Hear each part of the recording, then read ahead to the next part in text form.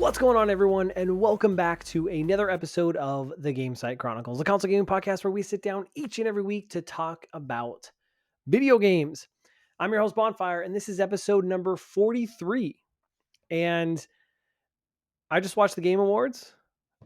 It's Thursday evening. So I watched it a couple hours ago, wrapped up a couple hours ago, and it's just about 11:30 at night.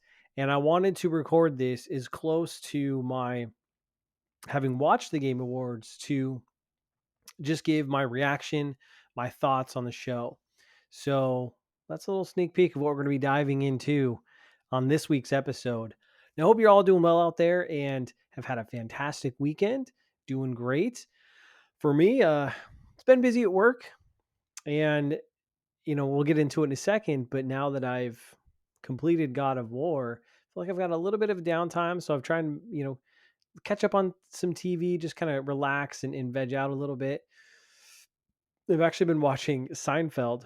It's funny because that's been my year-long thing that I've been doing. So I'm on season, I think, 7 of Seinfeld now on Netflix, and every now and then I'll just throw up an episode and just enjoy myself in it because it's fantastic. And when it was on TV, I remember lots of people watching it, talking about it. And I was younger, I was just a kid, and I never really understood it or got into that show, even as a kid. So I was just like, I didn't understand it. So I didn't really appreciate it when it was on, but now I very much appreciate it. It's fantastic, and so I've been enjoying that here and there, and so that's been really fun. So not too much of gaming I've done, but we'll get into that momentarily. Of course, I want to thank you guys for all your support, love, and kindness out there. Really do appreciate it, and I hope you guys enjoyed last week's episode talking about game length. I think it's a fun topic, and it's certainly one that won't go away. So again, if you have any thoughts on that, feel free right into the show. Hit me up on Twitter or drop a comment down on YouTube and Rumble of this video podcast. So there you go. Do that. And so we're gonna dive into the Game Awards, and I'm gonna be kind of just flying off the cuff here, just raw thoughts. Not much. Usually I do a decent number of notes and kind of talking points. That's why I'm looking up here. You see that for the show. And for this, obviously I took notes on kind of what was shown in the Game Awards, which games won, and maybe a quick note or two on the games that were shown. But everything else, I'm just kind of flying off the seat of my pants here for this because I want it to be raw and very reactional. And I haven't really done a lot of research on, they always release, like, after all these announcements, there's a bunch of press releases and, hundreds of articles on all the game websites that give more details about what was shown. And I haven't dove into that. So we're just going to keep it raw, this is my reaction. This is what I think of what I saw, and we'll go from there. Now, for those of you who are new to the podcast, and I know you're out there, but remember, the best way you can support the show is to leave a rating on the podcast platform you are listening on. It helps us get into the algorithms, helps people find the show easier. And of course, it's always appreciated when you share the podcast with your friends. Tweet it out. Do all of the sharing through social medias is always much appreciated. Any way we can get the word out there and kind of generate more of an audience is awesome. And I appreciate that. Video episodes that I'm trying out, they do go up on YouTube and Rumble. So check me out over there. You can just search Gamecite and you'll find me, or Gamecite Chronicles. You should find the podcast. So be sure to subscribe over on YouTube and Rumble. Love to see you guys over there. It's a great way also to drop comments and then get them into the show if you're interested. I love that feedback. You can follow me on Twitter at Gamecite Podcast. Remember to catch new episodes of the show each and every week, Mondays, 9 a.m. Pacific Standard Time. So as I mentioned, this week we're doing all Game Awards. So what I plan to do is go through the show, and I took notes on everything that was shown, all the awards minus the pre-show. So we'll go through that. I'll share my thoughts on each of those. That'll probably take us a while. So sharing lots of thoughts on what was shown, the different awards, all that stuff, and then at the end, I kind of want to share some of my overall thoughts and impressions and takeaways from this year's video game awards. But before we do any of that, got to talk about the games that we're playing. That's a staple of this podcast. And we got to do it. I love it. It's fun. So let's dive into that. And of course, as always, remember to let me know what games you've been playing so we can inject those in the show and discuss them. Just like our friend Xerxes Montez, good friend of the show, regular write-in, he wrote in and said, thank you for the episode. That unboxing segment was really cool, and I see how well the artistry is depicted in the amiibos. Yes, sir. Big amiibo fan. I got Vampire and Crash Bandicoot 4 this Black Friday for the Switch. Loving Vampire a lot because of the story, despite the pared down visuals. Nazirsis, first of all, thank you for writing in, and I appreciate that kind-hearted message that you're enjoying the podcast. It means a lot to me, and I love to have you in our audience here. So again, I really do appreciate that. And I'm glad you like the unboxing stuff in kind of the recent pickups. It's something, again, it's not really a new idea. I stole it from one of my favorite YouTubers, Happy Console Gamer. He does kind of new game pickups, like a monthly episode on his YouTube channel. So I wanted to do that and inject it into my podcast, but also have the video version of that available for people who want to see that. And that's where, because I used to do a lot of unboxings on YouTube, and so that's where I can kind of do that, which are really fun segments, but also talk about the various game related items that we're picking up. And because clearly, as you can see, I do like to collect physical games and to have an affinity for amiibos. So glad you enjoyed that, man. I really do appreciate that.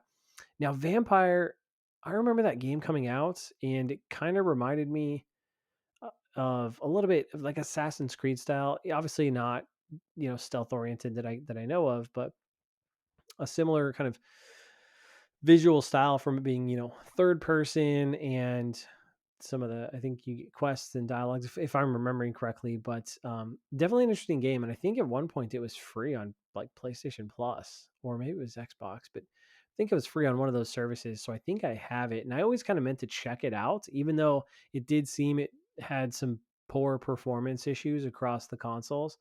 But glad to hear you're enjoying the story. And then Crash Bandicoot 4, that's a good pickup. I haven't played it. I do have it because that's another PS Plus game, if I'm not mistaken. So I think I got it on PlayStation. But I've heard it's very good. I've heard it's very, very good.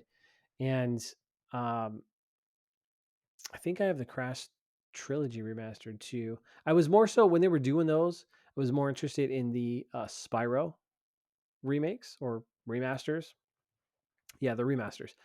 And I picked up that because Spyro is such a nostalgic game for me. I remember playing the first Spyro just on the PlayStation 1, and just I probably played the first couple of levels hundreds of times, just being a kid, and just having limited access to games, you tend to play them a lot and over and over again, and I just have fond memories of playing Spyro, and I loved it.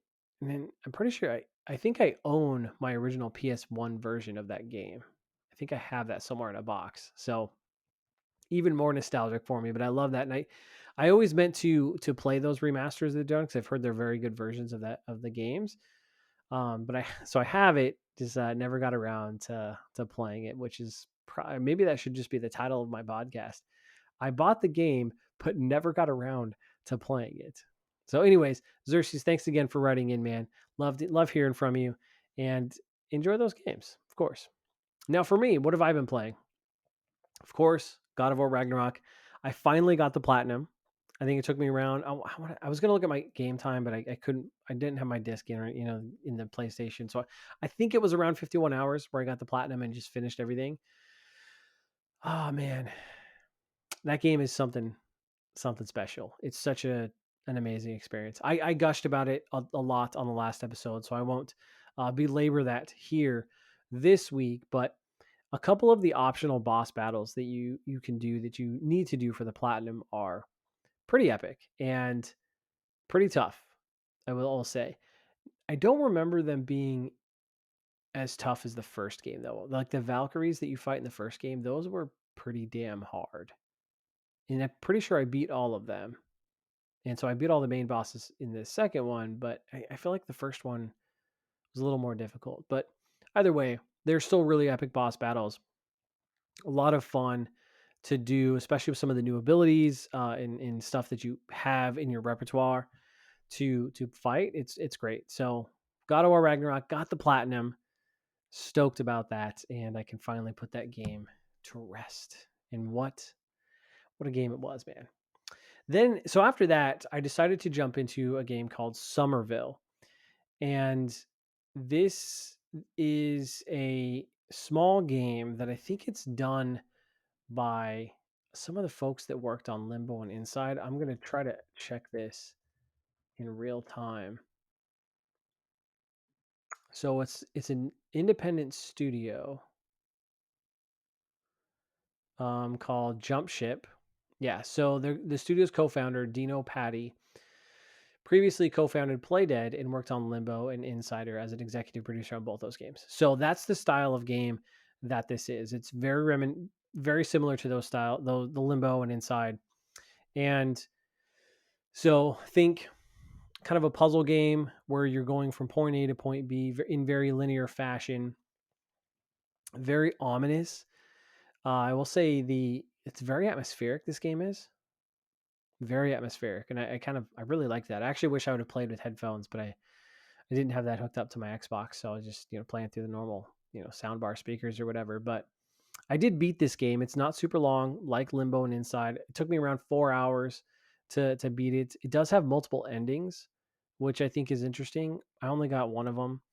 I didn't really feel inclined to go back. More on that in a second, but we'll say I love the art style. I think the art style is really, really cool, really unique. And the whole premise of this game is kind of you're it's you and your family, your wife and kid and your dog, and you're kind of in the country a little bit in your house, and all of a sudden like this alien invasion happens. And that kind of is the premise of this game, and you kind of navigate through that, which I really love. And that's what really drew me to wanting to play this game. And just the not only is that sci-fi that it kind of feeds into that I really enjoyed about with the alien invasion, but also just kind of the unknown about it, like what's going to happen, what's around the corner, what are these things, what's invaded us, all of that. I love that. I love that stuff. I just eat that up. So that's what really drew me in to this game. And I played it on Xbox via Game Pass because it is available on Game Pass. So if you're subscribed, you have access to that game. And overall, I liked it, but I did have some gripes with it. Like one of my biggest gripes is that there's no button prompts to do stuff. So again, it's not like a very complex gameplay or anything. You're kind of just walking around and then you press A to do stuff. This is essentially what it is. There are a couple other button prompts that you can do as you progress through the game, but generally speaking, A is kind of your action. And there are certain moments where you're solving a puzzle, but like I didn't know what to do because I didn't know what I could or couldn't pick up. It took me a little bit to kind of figure it out, after a couple chapters. And then I finally, okay, this is, I think it's like marked yellow or something. There's like a little yellow mark on it, and that's what you can kind of pick up and interact with. And once I figured that out, it's like, okay, the puzzles got a little bit more realistic and easier, and I was kind of able to start to get through them. But there were a couple moments, especially early on, where I was like, I have no idea what I need to do. And so like I I've just gotten to a point where like I don't know what I'm doing. I'm just wasting my time. So I looked up a guide and I referred to that guide a couple times throughout the game because I just got like I don't know what to do. I don't know where, how to solve this puzzle, I guess. And so in a way it kind of makes you feel stupid, but at the same time, like I don't if there was a button prompt, or maybe a more clear signal to say, hey, you can interact with these types of things, then because it kind of just blends in with the environment, then I feel like that would help with the puzzle solving a little bit. And with that's my biggest gripe. But other than that, it's interesting. It's kind of mysterious, especially towards the end of the game.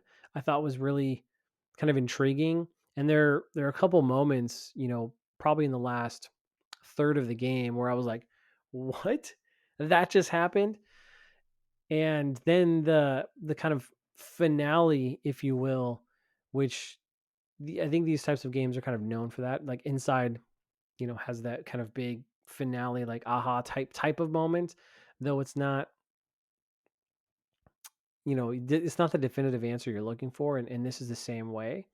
It's very still kind of ominous, but I enjoyed that the kind of final moments of the game and this kind of culmination of it.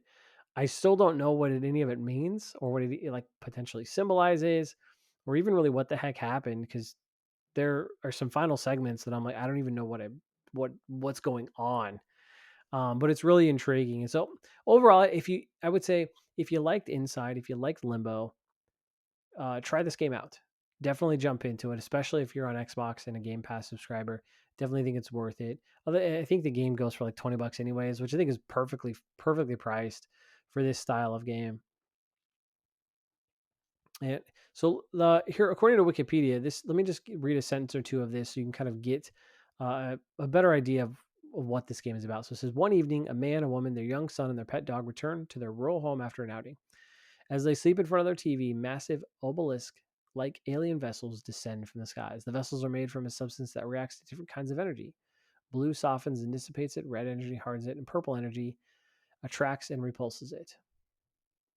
And so that's kind of, again, the premise, this alien invasion.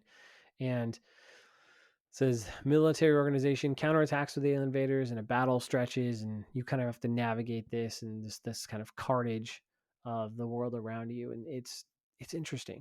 There's some really interesting moments in the game. So I don't think it's as good as Limbo and Inside, but it's still in the same vein. I enjoyed my time with it, but I definitely think the other two were better. So once I finished that, I then thought, because my copy of Callisto Protocol has not come yet. Thank you, Amazon. I think it's supposed to come Tuesday. So day after this podcast goes live, though I may post this early. If I can get it edited, I may post it early just to get my reaction up there. So we'll see if that happens. But since I'm still waiting for the Callisto Protocol to come, I thought maybe I have some time to jump into Tunic. So that's what I did, because I was like, Tunic, it's not an overly long game. It's one I've been kind of wanting to play. I've heard good things about it. It's another game that's on Game Pass, so might as well use this subscription while I got it. So I jumped into it. I'm probably about 2.5 hours into it, so still very much in the, haven't played too much of it, but I've played enough. And I got some notes here, since again, I didn't really write much notes for the show. So first and foremost, the game is beautiful. Beautiful looking game. I love the art style. It's very cute. The fox, the character you play, is very cute. Has amazing music. Like the overworld music and some of the different music areas as you go into are just phenomenal. Absolutely phenomenal. Just I really dig it. And this game is if you know anything about this game, it's very inspired by Zelda, and that's kind of what my mindset going into it is. It's very Zelda-like, which it is. However, the structure and there's less puzzle. Like Zelda is known for different puzzles, right? This game so far doesn't really have much of that. You just kind of navigate, open stuff, kind of find things, fight some enemies, and kind of move on. And I know this is kind of very tiresome comparison, but there are some very light Dark Souls elements to it, in the sense that and I, once you die, you can kind of go back. You heal at these little fires. They're not literal bonfires, but there's fire shrines. And once you die, you can go back and you collect coins. It's not really like souls or experience, but you just get coins. Think rupees from Zelda, and you go back to find your spirit that's floating there. So like Dark Souls, you go and find your souls, right? But this, you're just finding your spirits, go get some of your coins back that you lost once you died. And so there's just some little kind of light Souls elements to it. It's there are a couple. I've heard the game's pretty hard, and it's certainly hard. But I think what makes it hard, and what's kind of one of the shticks of this game, is that the language of the game is this foreign language, and I don't mean like a literal like French or Spanish or something. It's like this hieroglyphic language, so you can't read anything outside of a couple words here and there that are translated. And supposedly, I don't think I've gotten there yet, but as you do things, you start to learn the language and you can read more and more stuff. but you're picking up items. You've no idea what they are outside of what like the picture. So like I'll pick up this blueberry or, and I'm like, I don't know what this does. I can assume maybe it gives me health, but I don't know what it does. And since a lot of these items are limited for me, like I don't want to lose them. So I haven't really used them. So much of this game is unknown. And so I didn't really know what to do. And I think that's one of the things that makes it hard because apparently there's ways to level up at these little shrines, little bonfire shrines. The game doesn't tell you to do that. And I got stuck in a part where I looked it up in a guide because I got stuck at one of the bosses. So I was getting my ass handed to me and I wasn't doing like any damage. And then the guide was like, oh, you need to be like this level and you need to go level up the shrines. I'm like, oh, how do you do that? Once I finally figured that out, I was like, oh, okay. So I finally leveled up a few stuff, got a little stronger, made the boss battle much more manageable. And so I think that's one of the challenging parts about this game is just kind of discovering that. Because if you don't, and you're just like level one, just fighting these bosses, these enemies you have no business fighting, the game is very, very difficult because you just die like almost instantly. But I've beat I think 3 bosses now in the game, and it's fun. I love the graphics, love the music. The combat is again pretty basic, very Zelda like, and I think the coolest thing about this game that coming from my younger years, coming from that era, I guess around NES and Super Nintendo as I grew up, that one of the main mechanics in this game is you collect these pages of a video game guide, and these pages are beautifully drawn. They have some English and then some of that foreign language you don't know yet. And this is the game. Think of like those old school video game manuals where it talks about the characters, then it talks about the map and the weapons and different parts of the game and tells the story.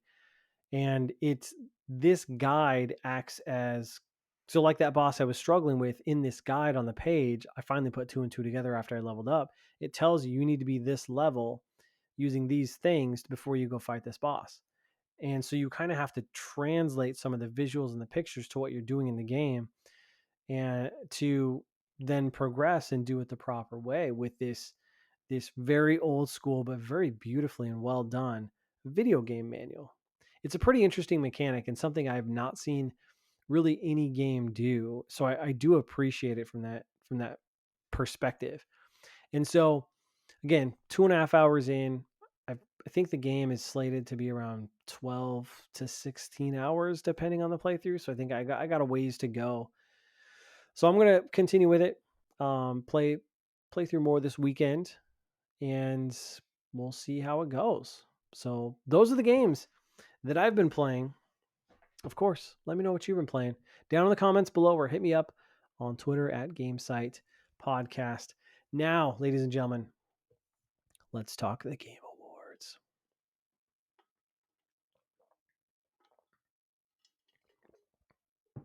I need to hydrate. So, the Game Awards. Let's do this. So, as I mentioned earlier, I didn't watch the pre-show.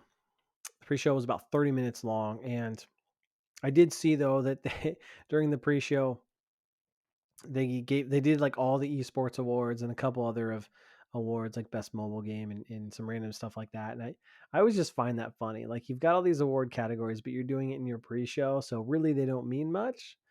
I find that comical. But there were some game announcements in there. I didn't catch up on all of them, but I did kind of see online one of them that was announced during this that I think is really cool. It's a Dead Cells Castlevania DLC. So I think it's like Return to Castlevania. It's a Dead Cells DLC. And that sounds fucking awesome. Let me tell you. I love that. Dead Cells is such a damn good game. It is truly fantastic. I played it on the Switch, and it's one of those games. I'm not the biggest roguelike game fan, but that's a roguelike that I could not put down. It's one of those games that's truly like, okay, one more run. We're going to do one more run to see how far I can get. And there are certain runs where you just get like everything falls into place. You get the right weapons, you get the right powers, and you're just cruising, crushing your enemies. And it's so good, so satisfying. So that's and I know they've got a couple other DLCs that I haven't jumped into, but this one looks, just the idea of this crossover sounds incredible. So I'm going to keep my eye out on that one. But then the show started, and the show I think was just about 3 hours exactly. And so we have a lot to get through. And we're already 25 minutes into the podcast. So let's do this. So again, I'm going to go through um, each of the announcements and awards, share some thoughts on them, and then close up with my kind of final thoughts. And again, I'm coming off, 3 hours ago of just watching this, haven't caught up on all the news, the press releases, any of that stuff. So this is just like my raw reaction as we go through the show. So it opens up with Al Pacino, who's giving out the first award. Al Pacino. I'm like, what is this guy doing at the Game Awards? Because he does not play video games. And he actually said that. And he's like, I don't play games, but I watch my kids play games. And it was funny because you could almost tell that even he was like, why the hell am I here? And so it's weird. But he gave away the, I think it's the best performance award. And the winner of that was Christopher Judge from God of War Ragnarok, which is awesome. And that dude, he's awesome. But his speech was literally almost like 10 minutes. He just did not stop talking, and he was kind of all over the place. He was kind of very emotional. And I'm just, it's funny because we open up, Al Pacino takes forever because he's rambling, and he at even one point he's like, I can't even read the teleprompter. And I'm like, oh my God, this is how we're starting the Game Awards. It's just like one of those moments you can't help but laugh.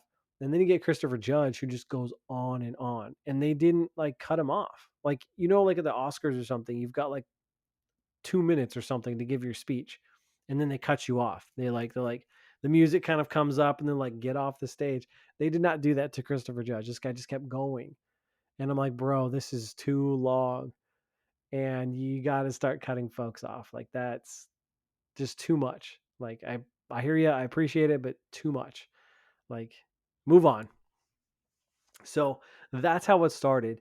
Then they moved into the first game announcement, which is Supergiant Games Hades 2. And let me tell you, what a fucking way to open this show. Are you kidding me? This blew my socks off. I'm like, I was pretty hyped to see this one. This is amazing. And this trailer that they showed, it has that beautiful animation. So the same animation style as Hades. And I'm shocked that they're doing a sequel to this game. On one hand, I'm not, because Hades was really successful. I even think it got a Game of the Year nomination. But on the other hand, I don't think they've done a sequel to any of their other games. And so I'm stoked. This looks freaking awesome. You play as, I think, the daughter of Hades, I think is what the premise is. And I, it's the same kind of concepts, but different characters, probably different abilities. Yes, like more of this, please. Yes, give it to me. And it's also kind of remind me, like, I never beat Hades. I put probably 25-ish hours into the game, played it on Switch, and loved it. Absolutely loved it. And that's another game that's like one more run. And I got to the end, like I think the final boss, Hades himself. I think that's the final boss, at least a couple of times, got pretty close, but just never actually pulled through. So I'd like to keep playing that. Maybe I'll get back to it. Though I also wouldn't mind playing it on like PlayStation. But I don't want to start over. You know what I mean? Either way, though, Hades 2, solid start to the Game Awards. I'm pumped for that. They said it goes into early access, so it's obviously coming to PC first. So it'll do the early access thing, I think, next year.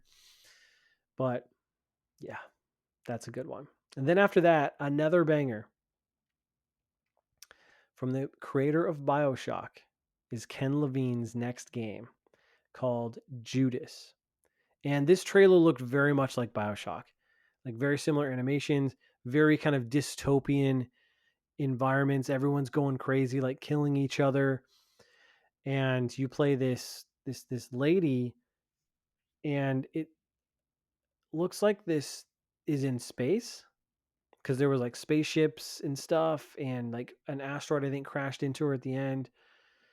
But this looks amazing. And if it's anything like BioShock, which it's from Ken Levine, who made the original BioShock and BioShock Infinite, then I think we're in for something special. Like because this game's been in development for a long time. It's been rumored that he's been working on something for a while, but now we finally get to see it and know what it is. And I, that's exciting. That's really, really exciting to see what he's working on next. And with that pedigree in BioShock, I mean, how can it not be good? You know what I mean? Like BioShock is one of the greatest games ever created.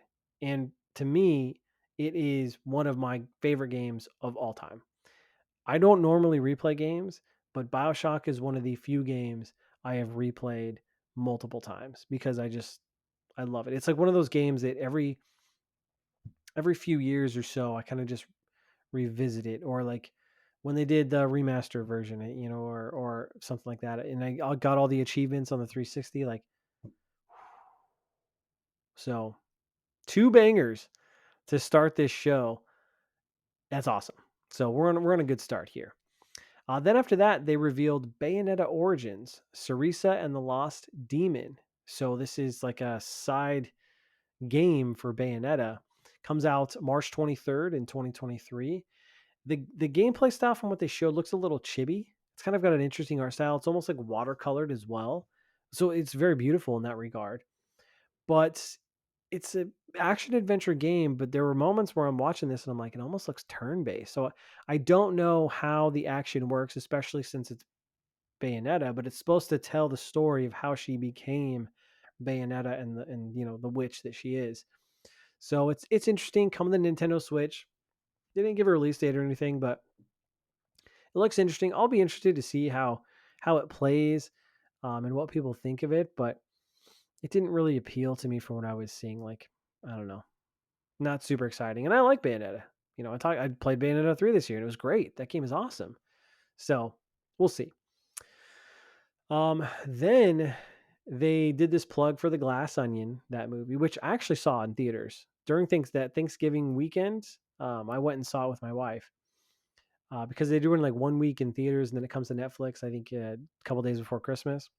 But anyways, a Glass Onion tie-in, and those guys, some of those actors like Daniel Craig and them, via video, of course, did a an award for best indie. And so the best indie game, or best debut indie, sorry, excuse me, best debut indie was Stray. Kind of not really a shocker to me. Because you could hear the audience as games were being announced. You hear the audience cheering, and Stray clearly got the most one. And again, I talked about this. I don't know what people see in this game. Like, I just don't see it. Now again, I haven't played it, so maybe I'm clearly I'm missing something. But I just like, is this game really that good, or you guys are all just are obsessed with cats? Genuinely, like, what is it? I don't get it. So I don't understand, but good for them. And then they showed off Destiny 2 Nightfall, the gameplay trailer for that. Oh, I got something in my eye. Hold on. Okay. Destiny 2, which actually, it was a really cool trailer, I have to say. Music was dope, beautiful looking, and I have no doubt that this will be great. I'm not much of a Destiny player. I ventured into Destiny 2 right when it came out, and I came back after a couple DLCs. Maybe I'll come back again. I understand the attraction to that game, the draw, because it is fun. And for Destiny 1, I played a lot of multiplayer. I was actually pretty decent at it too, and I enjoyed it. But Destiny, I'm just not. I can't play those games consistently. You know what I mean? But I have no doubt it'll be great because Bungie is just so good at FPS gameplay. And one of the cool mechanics they showed off in this one was like you like hook shot into enemies with this like ability.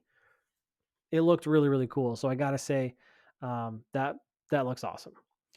After that, they showed from Rocksteady the new Justice League game, and it was just a cinematic trailer.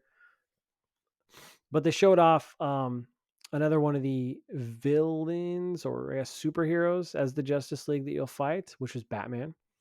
And they gave a nice tribute to Kevin Conroy, may he rest in peace, who was the voice of Batman, I think for over 30 years is what they said. He did the animated series, which as a kid, I grew up with that. I loved it. Did the other Batman Arkham games, a bunch of other stuff. So he is in this game. This is his last technical, performance. So that was kind of a cool moment. And then this game is coming out May 26th, 2023. So still got a ways to go for that one, 6 months. One second.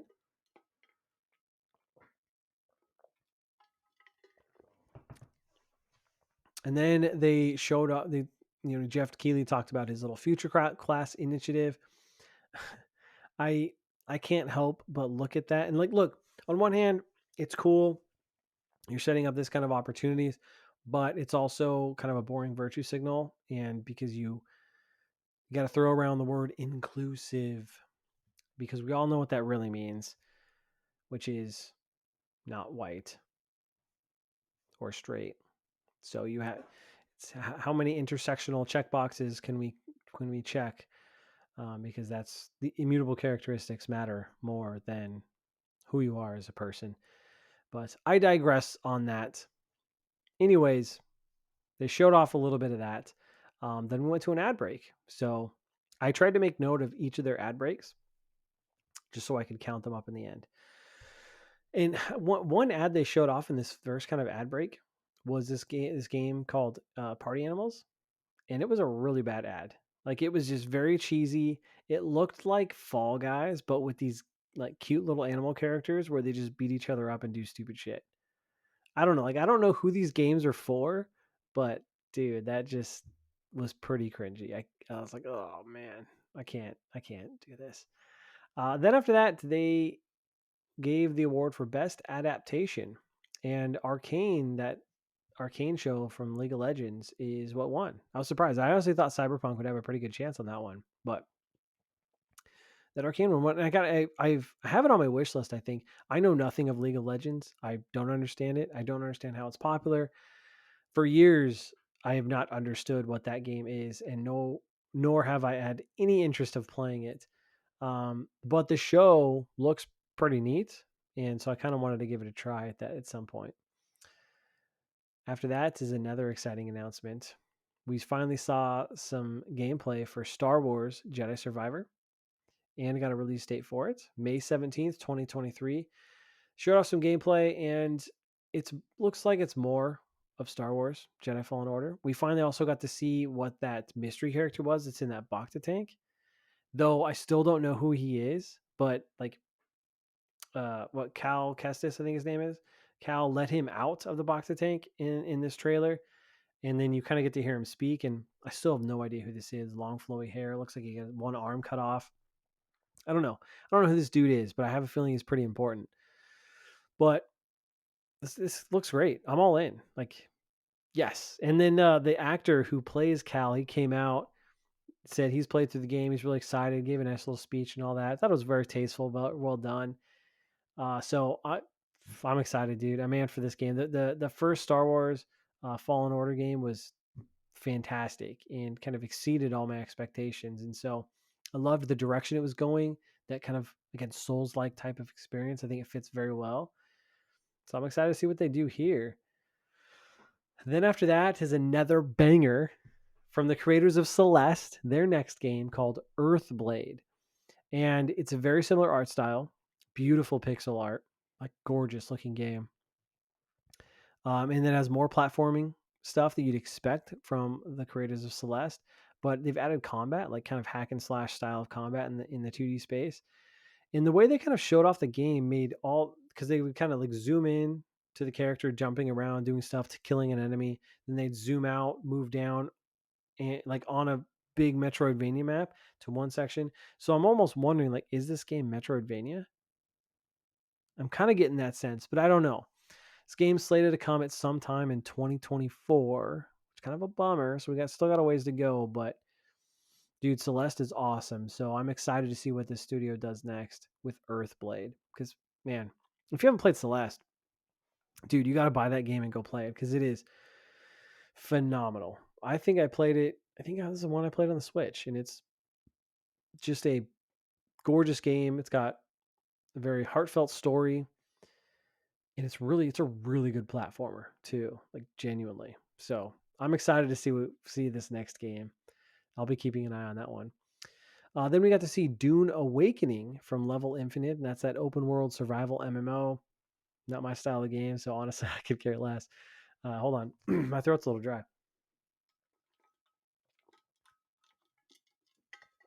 And then we got to see Forspoken. They did a quick trailer because a demo is dropping for Forspoken live tonight. Time of this recording. So I actually downloaded it on my PlayStation, or it's downloading right now on my PlayStation. So I'm going to jump into that this weekend. I want to try that out because, like I say, man, the gameplay looks really cool. And as I mentioned before on the show, I'm coming around to this game. I've shat on this game, but after seeing the gameplay and kind of looking at what moment to moment looks like, I'm like, okay, I want to try this out. So I'm going to give it a go. And I love that Square Enix is doing this with their games to where like all their games this year, I think have had a demo before coming out, from Babylon's Fall to, um, what is it? The Diofield Chronicle, um, that Elysium game. I think there was another one. Like all their games have had demos. My mind just totally went blank, but all of them have had demos. And so I love that approach to be able to just try it before you buy it, see if you like it. And I'm curious because since they've continuously do it, I'm curious if they have some sort of metrics that say this is working for them, like it's driving more sales. Be very curious on that, but we'll see, man. I'm excited to jump into it and see what it's all about. Then we had another ad break, of course. Once we came back, we got to see Kojima's next game. Finally, we all knew Kojima was going to be here. I mean, he's like best friends with Jeff Keighley, so of course it's going to be here. And it's right now, I think it's labeled Death Stranding 2 or DS2. I don't know if that's its official name because I was reading that on Twitter. I think I saw a post that that's their kind of work in progress name. But Hideo Kojima, he said that he put a lot of stuff in this trailer, of course, that people can try to find out, and it hints at a lot of stuff, kind of the direction of this game and all that. Norman Reedus is back in this game, as well as another returning character, the chick he showed off that was kind of leaked. So this is exciting. And one of the things I caught is that the BB's case was like broken, and then the baby like regrew in it, and it's like I don't know. I've not played Death Stranding, so I have no context on what the hell's going on. Please do not spoil it for me. I do plan on playing that game. As you saw in my recent pickups, I got the PS5 version, so it's on the backlog list, and it's high on the backlog list. I know I've got to play this game. But I'm just watching this, and at the end there's like, I think it's like the enemy or something that does this little like music thing with the guitar. It's really weird, but it's like Kojima does the weirdest stuff. But it's like so much of it is like meaningful. There's so much thought and intention behind everything that he does that it's just fascinating. So finally, Death Stranding 2 is confirmed. It's real. No release date or release window on that one, which is kind of unfortunate. So who knows when we'll get it, but that's exciting to say nonetheless. I just really got to play that first game. I got to. Okay, then after that was it from Ascendant Studios and EA Originals called Immortals of Avium. And I think this is a Magic first-person shooter, Magic-based first-person shooter coming in 2023. Kind of look, I mean, the trailer was cinematic, didn't really show any gameplay. It looks interesting. But one of the things that stood out to me is because there's another EA Originals game called Wild Hearts from Koei Tecmo that they're working on, and so I like what EA is doing with this brand EA Originals, that they're going out of their wheelhouse to partner with other studios to make games that they don't really make that bolster their offering. as a publisher. So I love it. I love the direction what they're doing, because with Wild Hearts looks fantastic. And then you have this game, which is very interesting. I keep it up, EA. You got to give them credit. Props, man. Then we did a slew of awards. So best narrative went to God of War Ragnarok. Oh, then we saw Tekken 8, which I thought was an ad, but it was just a trailer for Tekken 8. Then they did best art direction, which Elden Ring won that one. Best VR game was Moss Book 2, which is cool to see that. I've been wanting to play the first game for a while. Then we have the best sim strategy game, which is Mario plus Rabbids, a game I have definitely got to play. Best community support was Final Fantasy 14. So just a slew of awards that they usually do here. So pretty cool there. Then from the studio called Nightingale, their first-person open-world survivor game was shown off. Or not the studio. I think that's the game.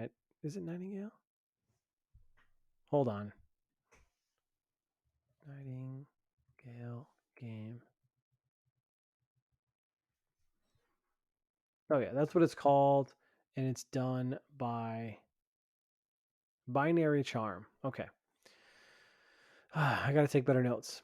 So this is the open world survivor game. I got to say this, one of the things that stood out to me was the creature design in the trailer that they showed off. Really cool looking like creatures, very cool designs, enemy design, all that stuff.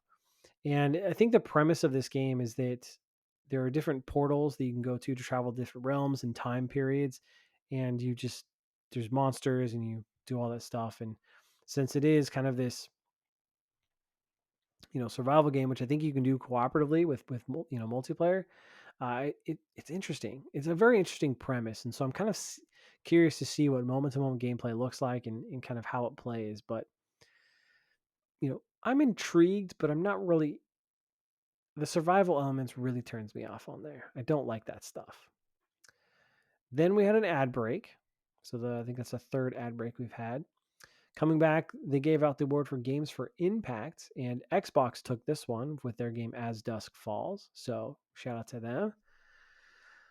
And that's another game where it's like I've heard good things because the guys over at Xbox Tavern told me that game is pretty good, and it's not super long from what I understand, and the art style is really unique. I will say that, but I don't know, just there's something about it that just doesn't speak to me. But I don't know, maybe I'll give it a try.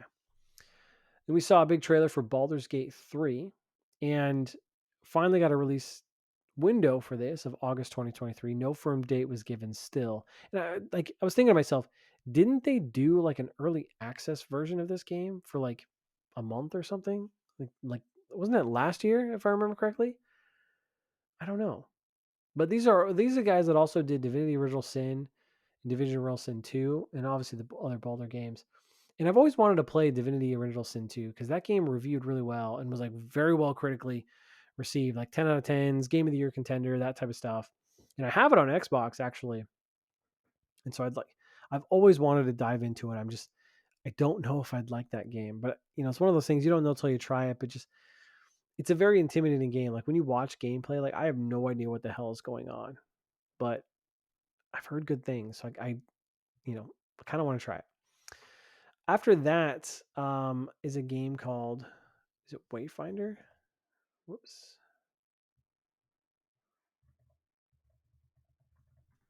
Yeah, I think it's called Wayfinder, done by Airship Syndicate. And they said this is a character-based online RPG. And to me, as I was watching the trailer, I was like, this looks like Torchlight. Like the art style is very similar. I almost had that kind of almost like steampunk type of, you know, aesthetic. And I don't know, it looks interesting, I guess. I mean, we didn't really see much of it. Coming to PC and PlayStation, I didn't see Xbox on this one. So I'm curious. Let's first check out this article on Gamatsu. Yeah, character based online action RPG for PS5, PS4, and PC, and more. So maybe it is coming to Xbox. So coming to early access in spring of 2023, followed by a full free to play launch. Okay, so it's a free to play game against multiple platforms. Huh. Interesting. So again, not really a game that speaks to me, but if you like those style of games, keep an eye out for it. And we saw a trailer for Fire Emblem Engaged, just a quick gameplay trailer. I think they were showing off their expansion pass, which has 3 houses characters from that game, as well as some other Fire Emblem characters that you can get with this expansion pass. So pretty neat stuff there. I don't know if I'm ever going to get around to that game. I liked Fire Emblem 3 Houses, genuinely. I thought that was a pretty good game for the most part. But this one, I don't know. There's just so much coming out in January that I'm like, I don't know, dude. I just don't. I don't see myself playing that game anytime soon. But it looks cool. I will say it looks cool. Then that game company, who's the guys that did Journey, which is one of my all-time favorite games, they came out and showed off Sky, which is this. It's really weird. It's like a virtual concert space. So it's a game that allows you to connect with other players and artists to listen and experience this like concert together. It's really weird. Um, so I don't know. It's free to download now, and then tonight they were doing like this big concert thing after the show or whatever with some artist. So I don't know, really interesting, but not really for me. But I will say their other games like Journey are fantastic. Like, and I've heard Flower is really good. They did that. So I'm always interested to see what these guys do because they do very emotional games that really resonate. So we'll keep an eye out on them. Then we had another ad slot for some of that stuff. Then they came back with Diablo 4. They showed off a beautiful looking trailer. I'm just reminded when I was watching this trailer that some of the Diablo cutscenes and kind of the aesthetic is just so dope. So dope. But we finally got a release date for this game. June 6th, 2023.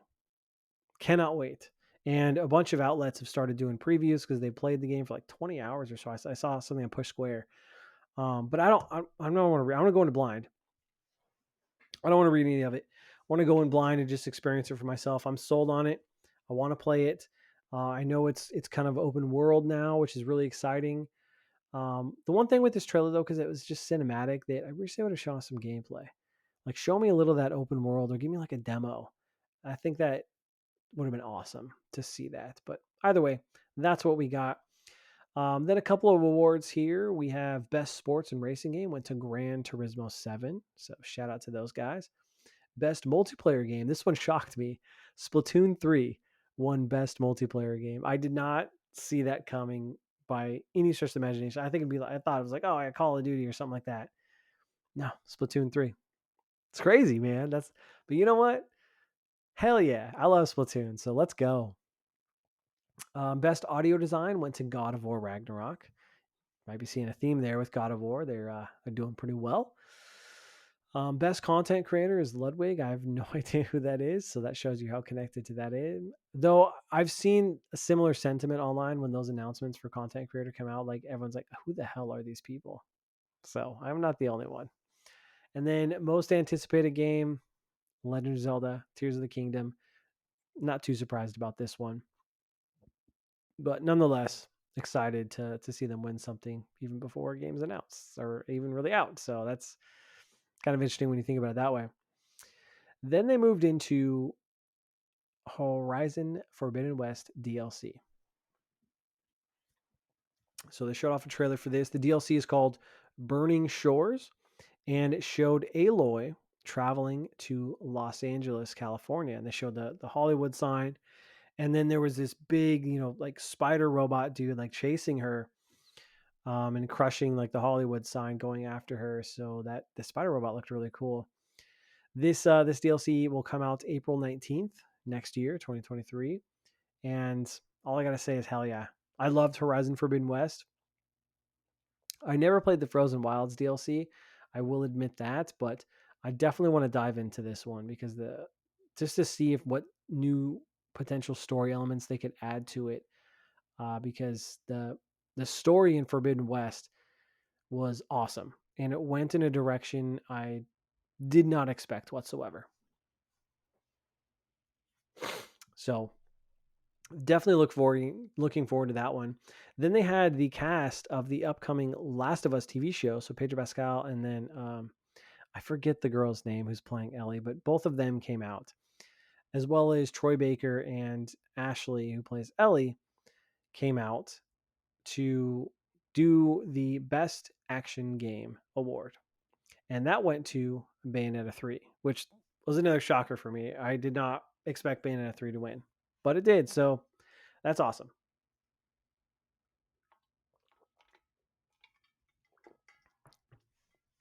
After that, they showed Blue Protocol from Bandai Namco, who's working with Amazon, which is interesting. Interesting partnership there. This is an online action RPG coming to all modern consoles. The art style looked like the first time when you see the game, it looks like just like Genshin Impact. Very similar art style. It does look very beautiful though, like damn beautiful. Beautiful anime characters, great designs, good environments, detailed environments. It does look very beautiful, I have to admit. And the combat that they showed off, because they did show off a little bit of gameplay, I have to say it looks kind of cool. I don't know if this would be a game for me, but because it does seem to have a focus on multiplayer, which isn't really, my cup of tea. I've talked about that, but I liked what I kind of, thinking about it, I liked what I saw. So might be something to keep an eye on. They just gave us a release window of 2023. So who knows when that'll actually be. But nonetheless, Blue Protocol. Then after that, they showed off a trailer for Remnant 2, so Remnant of the Ashes sequel. And it's funny because as I was watching this, the only note I took of it, I was like, this kind of looks like Remnant of the Ashes. Well, turns out it is. Just it's their sequel. So it was a cinematic trailer, so we're getting another one of those. I've heard good things about that game, and I actually started it, I think, on Xbox a while ago. I want to say like a year ago or something, just to try it out. Because I was interested. Maybe it was a year and a half ago or so. But either way, I've heard good things. I was interested. I tried it out. I didn't really stick with it because I jumped into something else. But who knows? Maybe it'd be something to try and jump into. Then from Splash Damage, they gave us a cinematic trailer for their upcoming game Transformers Reactivate, which I think is another an action style game. Showed off like the trailer again showed off like sci-fi invasion, and then it's from the like you basically there's a bunch of characters that are repairing Bumblebee, but you see it from Bumblebee's perspective. So it didn't really show much there, so nothing really to get too hyped about. But another Transformer game on the way. We'll see how that works. Then we had an ad break, another one. After that, we got to see the Toad voice actor, which is what is it? Peele, not Jordan Peele, the other guy, Key. It's him. I didn't even realize he's doing Toad. But he came out to share a new clip from the movie, and it was a pretty short clip where Toad is basically taking Mario to Peach's castle, but they go through, Toadville or whatever it's called, the outskirts of Mushroom Kingdom that are just a bunch of toads. And it was so cool because there's so many references, like little toads do like working stuff. They've got different items, and you just see different references from the games. Like there's various like the hammer you saw, different items. You saw one of the fishes, like one of them was holding like a goldfish in a bag. He was holding one of those fishes, and it was just one of them was like jumping up on a coin to get coins. You see coins, and it's just all these little references that are jam packed into this movie are just fantastic. And then they show off a section where they do pipe travel, and it's just funny because I don't know. I just thought it was really funny because Mario is his first time going through the pipe, and he's just like going through these corners and just getting totally beat up by it. And I don't know. I enjoyed it. I thought it was really funny. So I am so stoked for this movie. I talked about it last week, but I am so stoked for this movie. I'm seeing anything I see more of it, I'm on board with it. Still not sold on Chris Pratt and Mario, but everything else says this movie will be fantastic. And then Animal from Sesame Street came out, and this isn't the first time we've had like Sesame Street characters in the Game Awards. I'm pretty sure. And I'm just like understand like what is Jeff Keighley's obsession with Sesame Street characters announcing games? Like, do you think it's funny? Is it? Am I missing something? Like, I don't get it. But they gave the Game Award for Best Score in Music, and God of War Ragnarok won again. So shout out to them. I will say the music is pretty awesome, and I think there was a performance in the Game Awards of one of the God of War Ragnarok songs. Not the one at the end of the game, like the credits that I liked, but it's still a really good song. Then from Focus Entertainment and Don't Nod, their upcoming game called Banishers, which Banishers game. It's called Banishers Ghost of New Eden. So this is an interesting looking game because it's like an action RPG, if I'm not mistaken, set in 1695. Here's the premise. Antia Duarte and Red Mac Wraith are lovers and banishers, ghost hunters who vowed to protect the living from the threat of lingering ghosts and specters. Following a disastrous last mission, Antea is fatally wounded, becoming one of the spirits she loathes. In the haunted wilds of North America, the couple desperately searches for a way to liberate Antea and her new plight. I love that premise. It's like this couple in love. She turns into a spirit, and they've got to go on this adventure together. I love that. It looked really, really interesting. Um, Again, just a cinematic trailer. There was like 10 seconds of gameplay at the very end that looked pretty cool. So I'm going to keep my eye on this one because I like that premise. Beautiful looking game. Could be a lot of fun. Then Saber Interactive showed off Warhammer 40K Space Marine 2. This game looks kind of cool. I never played the first, but I liked kind of what I'm seeing here. Again, I know nothing about the Warhammer franchise at all. Like, that stuff is so foreign to me, but I know so many people nerd out to it with the figures and the painting and the games, and I think there's board games and just all that stuff. Like, that's way over my head, let me tell you. But this is coming out in 2023. No firm release date for this one either. Kind of a theme, actually. Not a lot of firm release dates.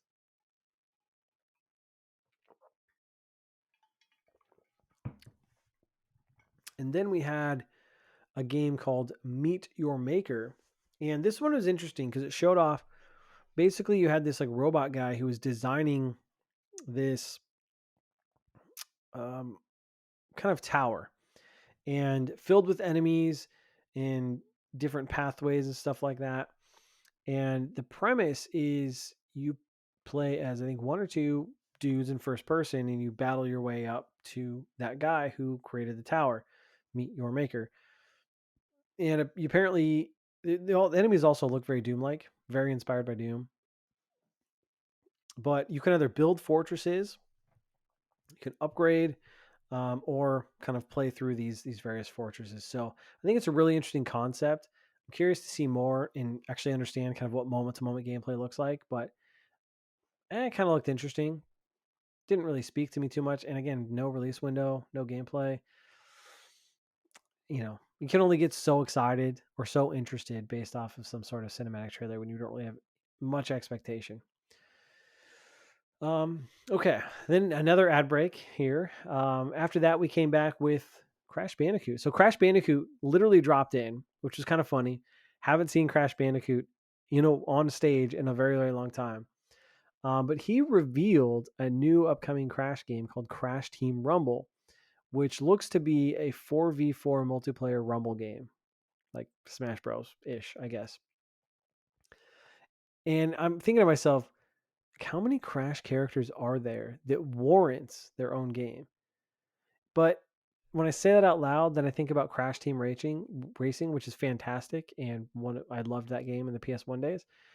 There was enough characters to warrant its own kart racer. So who am I to say there's not enough characters to warrant their own kind of Rumble fighting game? So that's a game that exists, comes out in 2023. Again, no firm release date or even a really good window.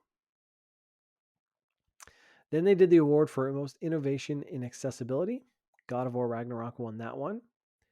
And then the person, I don't mean to be mean here, but look up the person who accepted that award, and I'm just thinking, like, who is this person? Because it looked like a man with long hair wearing a suit, but with boobs and like high heeled boots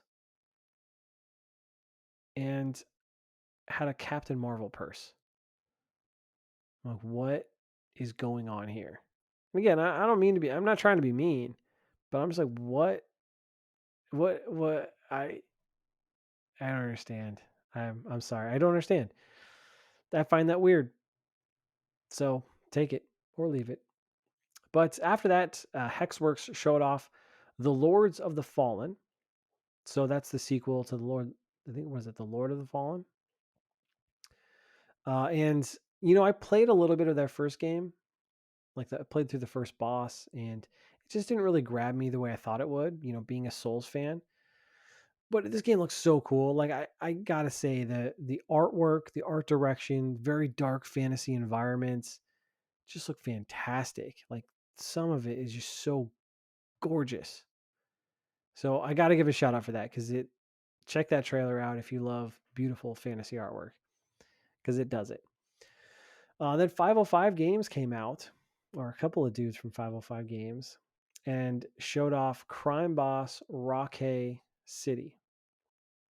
Weird name, but in a really cheesy introduction. Like they came out as kind of like these mime mafia bosses, and it was just kind of weird, a little cheesy.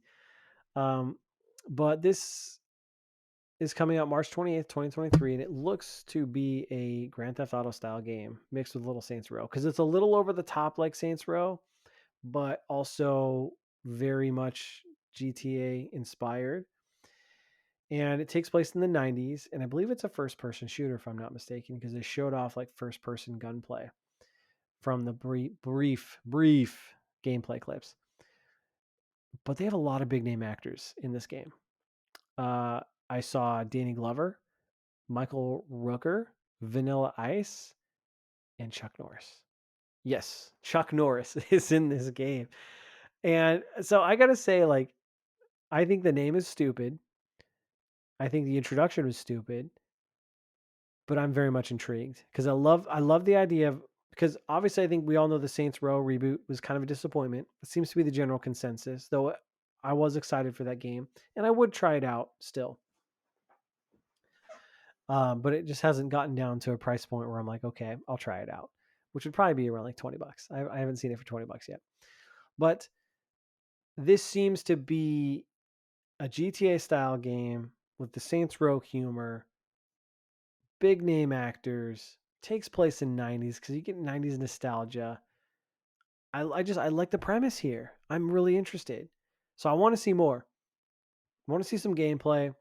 And I want to know if my assumptions on this being a GTA style meets Saints Row is accurate.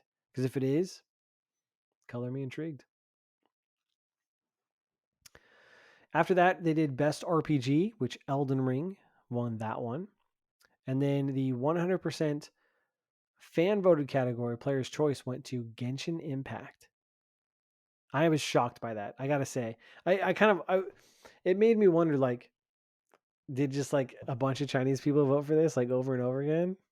Because I don't understand. Because I had heard that Sonic was being like review bombed. Not, they were bombing like just bombing this with Sonic votes and putting down, I think, God of War Ragnarok. So I don't know. I'm shocked. Did not expect that. Then they did the award for best indie game, which Stray won that one as well.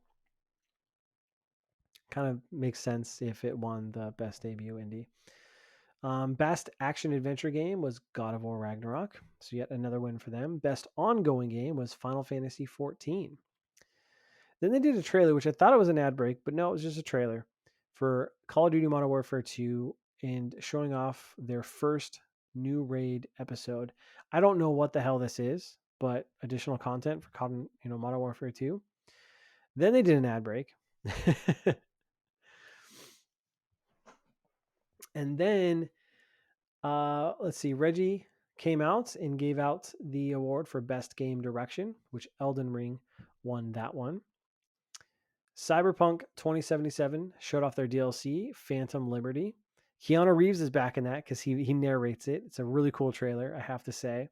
It's all cinematic, though. Or actually, they had a few clips of gameplay, so a little bit of cinematic, a little bit of gameplay.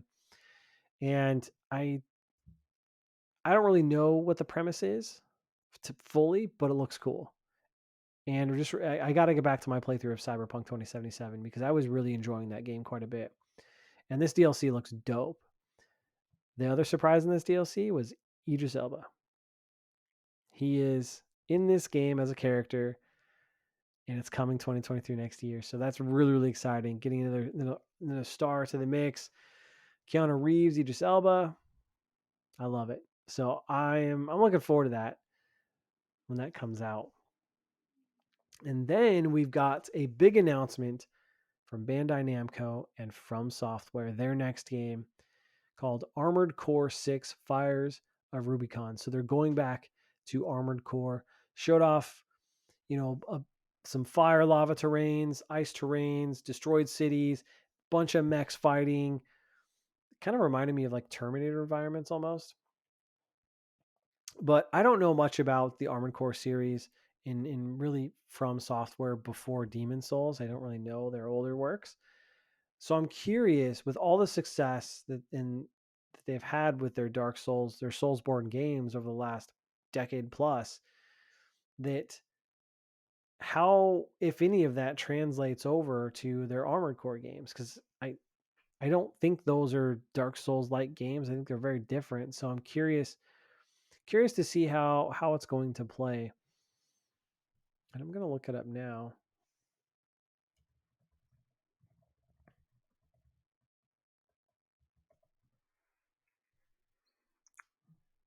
Let's see.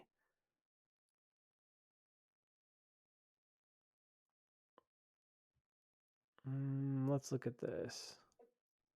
Well, no, we don't want that. So I was looking up a video. What the hell happened to Armor? I just wanted to see like what kind of game is this? So just kind of like mechs just running around shooting stuff. I don't know. I'm interested. I love From Software. I am curious to see how this game will do, how much fun it will be. It looks cool. I think it's exciting to see them do something a little different than kind of the Soulsborne formula. I think they probably been wanting to do that for a while just to spice it up. And come in 2023. So I think that's really, really exciting. And it's nice that we finally got it confirmed. I will say this, and it spoils the rest of the show because they didn't show off any DLC for Elden Ring. I think a lot of people were looking forward to that and kind of expected that. So I assume they're still working on it.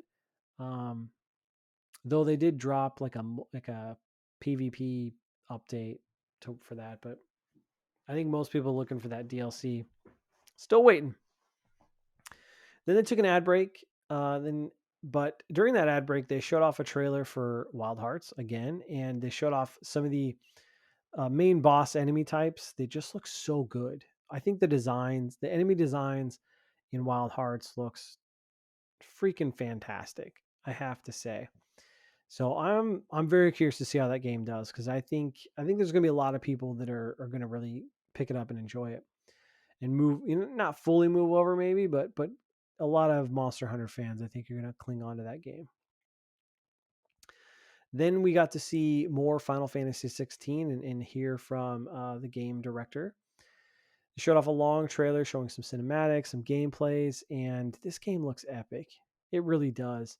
The summons are a really big portion of this game, and that's highlighted, I think, in every trailer we've seen. And the summons are just so beautiful. There's like really cool designs, and I know there's like summon battles that you do, and I'm really intrigued by this game. I'm excited for it, gotta say.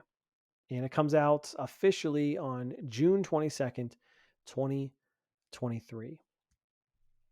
And then we got to the big one, the game of the year.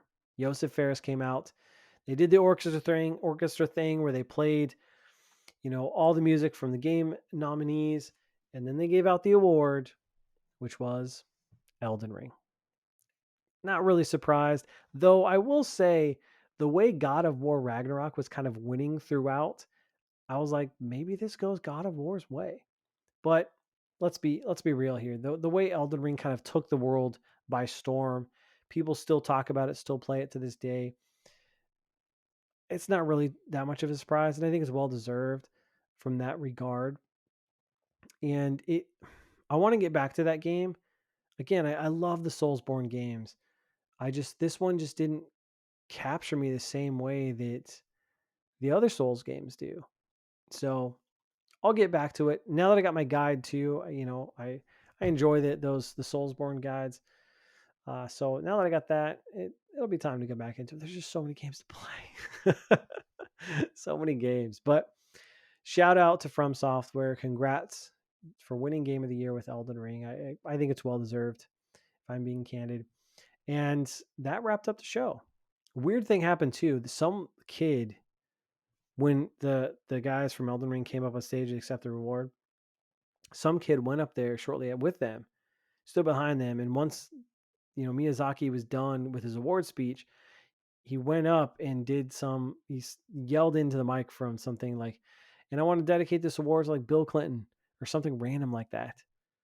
And the kid was not part of the group, did not need to be there. He snuck up on stage, and I saw that Jeff Keighley tweeted out that this kid was arrested for doing that after the show, and just wild because that kid totally stole the spotlight at the end of the show. Just wild ending to it.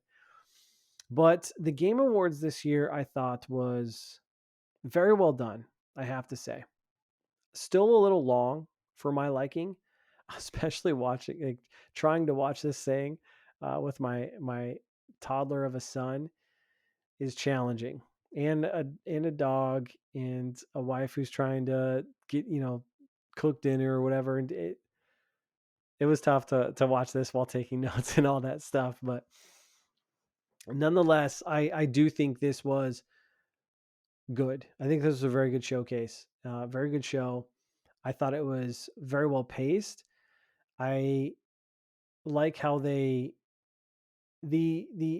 did have quite a few ad breaks, which I understand you got to do that at some point, so I get it to a certain degree. But I will say I appreciate the fact that they got away from this award brought to you by G Fuel or whatever, right? Like every award is brought to you by, everything is a sponsored segment. Look, the Game Awards still is just a marketing tool. Everyone's excited about the game announcements. That's the platform. That's what it's used for. The awards are secondary. We all know that.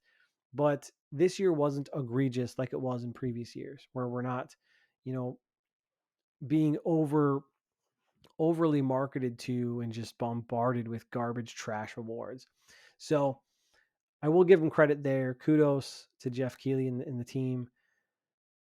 Their announcement, man, there were some banger announcements. I mean, to open up with Hades 2 and Judas, the BioShock creator game from Ken Levine, dude, that's fire. Like, that is so good.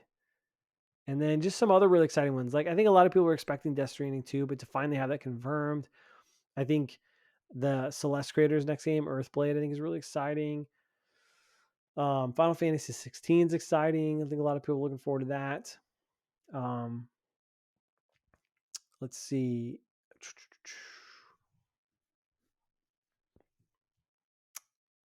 I think the Crash Team thing it's an interesting, unexpected announcement. And I think one of the From Software game is super big. So I think one of the things that helps is there weren't really any major leaks leading up to this one. Outside of I think the demo for Forspoken leaked.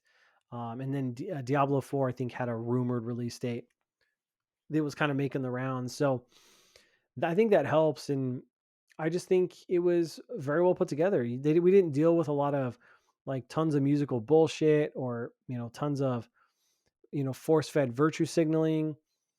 I think they cleaned it up. They tightened it up a little bit. And even though I think 2 hours would probably be a better time marker for the show, I think the way they did it and paced it and put it together, was much improved. So I have to say, I think they did a very good job, and I'm very pleased with how it all went down. And I gotta say, picking out my favorite announcements from this, Hades 2 is definitely that. Cannot wait for that. Judas, I think, is really something to be excited about, though we don't know too much about it. Star Wars Jedi Survivor looks fucking great. Like, I cannot wait to play that game. Earthblade is very, very exciting, though we're gonna have to wait a while for that. Death Stranding 2 is something to be stoked about. Again, I need to play the first game. I'm super stoked for the Horizon DLC, Burning Shores. I think that's exciting. I'm curious to learn more about that. And I'm also, I just, like I said, I want to see how or what kind of story they do given the way that the game kind of wrapped up. And then, the Armored Core 6 Fires of Rubicon. I want to learn more about this game because I want to know what the gameplay is going to look like. Because again, after doing so many years of Dark Souls, moving on to this style game, I want to know if anything will come over from Dark Souls. So we shall see. And then, there's some other games that look really cool. Like, again, Wild Hearts, seeing that, and that crime boss game I'm intrigued about. So I think there's a lot to be excited about. I think the awards kind of went probably how you'd expect if you pay attention to games media and kind of what's been popping. So all in all, man, dude, great showcase, lots of exciting announcements, and very well done, man. I gotta say, because after last year, I was like kind of down on it, and I was just like, I can't believe I spent 4 hours of my life watching this. Over half of it was probably ads, like over just gross ads. And it was just too much. And I think they took that feedback to heart and really turned it around, really kind of cleaned it up. Oh, and there was a bunch of virtue signaling stuff last year too. Like, I just, come on, dude, I don't need that shit. So good job. Good job, Jeff. Not that you listen to me, but good job, Jeff Keighley and company. That very well done. So let me know what you guys think about the Game Awards. Let me know down in the comments below. Hit me up on Twitter at Gamecite Podcast. And the other thing, couple things I want to close with is clearly PlayStation did very well. Like God of War, I think won. Let's count here. If I can do this real quick on the fly. So there's one. Let's do this.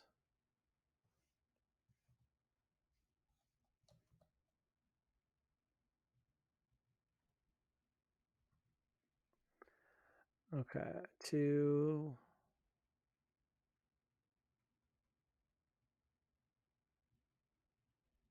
Okay, so 1, 2, 3, 4, 5, 6. So 6 out of 7, I think, of their nominations, which is pretty crazy.